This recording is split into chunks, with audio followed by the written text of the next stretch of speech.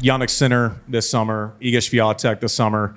And it's a weird place in tennis because you feel like you're defending. You're either, punish them here or forgiveness here. And it seems like there's no middle ground, no nuance.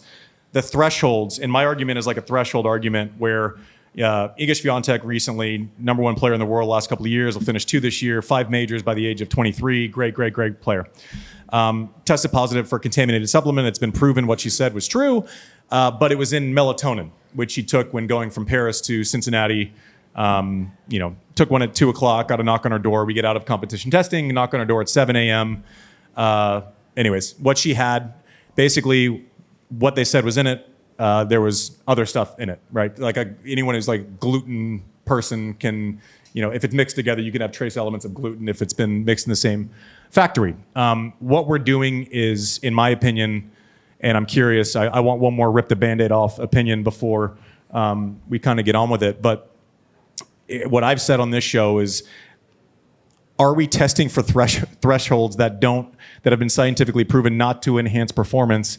And is that in the sport of tennis best interest? Sinner had 1/1 of a gram of something and it popped. Is it worthwhile, or are we doing ourselves a disservice with the entire process now? Well, that's a loaded question. We were a little different in my day. We do use performance detracting drugs. Now they use performance enhancing drugs. So what the hell? I don't know enough about it. But it seems like athletes are always looking for that edge. Obviously, legally, we all hope as tennis players and ex-players that none of this is, mounting to anything that actually is happening. But to think it doesn't happen would be an amateurish thought. I think our sport gets tested more than almost any other sport. It's like the Olympics. You get blood tested. As Andy just said, you have to be available 1 hour. You have to say where you're going to be, and people have been suspended because they weren't there, and they didn't fail the test. They just weren't there, and they got suspended. Brooksby's the most recent example. And so, as someone who loves to see the sport played at a high level, it would be an absolute shame to think that either one of those two players would be, involved in something like that. Sometimes when you hear the stories, you're like, "What? Mm-hmm. Like, really? Your masseuse had a cut, and they gave it, and then you massage it, and somehow that happened." But I'm sort of on the side of willing to go along with it. What does that mean? That I'm going to believe the player. Okay. I want to believe the player because, and I don't know, they said at the U.S. Open, they said 1/millionth of something was in his system. I'm not even sure what it was. What is 3 million? So maybe that's a lot. I don't know what a 1/millionth is. It sounds like absolutely nothing. But, I don't know what 10.0001 is. So I'm not the right guy to ask. I'm just hopeful that this is something that doesn't plague our sport. Here's what I think. Like the Sinner thing that you mentioned is, it's a insane story where the masseuse apparently had a cut, was using something, and that was a banned substance, went into him, and you're going, there's no way that possibly happens.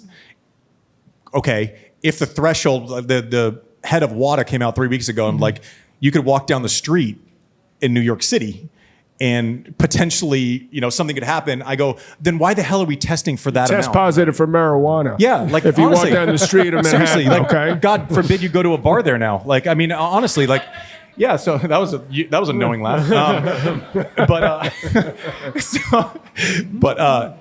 I guess what I'm saying is in the tribunal, why put ourselves where we're at a tribunal and where the people that actually do know what 1/billionth of a gram is, and them saying, okay, you tested positive for it, but it has no performance enhancing qualities at that level, then why the hell are we testing for it?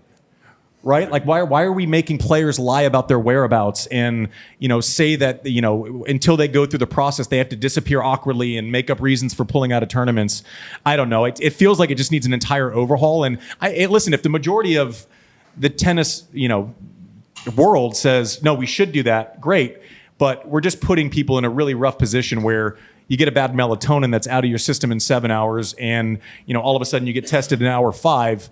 and you get announced that you're, have doped, it seems extreme. It seems like there's no clarity with the ITIA, WADA, between the two things. Obviously, it goes on. But it's just weird because it puts everyone, including yourself, including me, who does, media, in a tough spot. Because if I go, well, that's really unfortunate, I believe her, then it's like, okay, you support, X, Y, and Z, and I don't think that's the case. If it's an anabolic steroid, a matching agent, I will have no sympathy for any penalty. Is Zambian legal?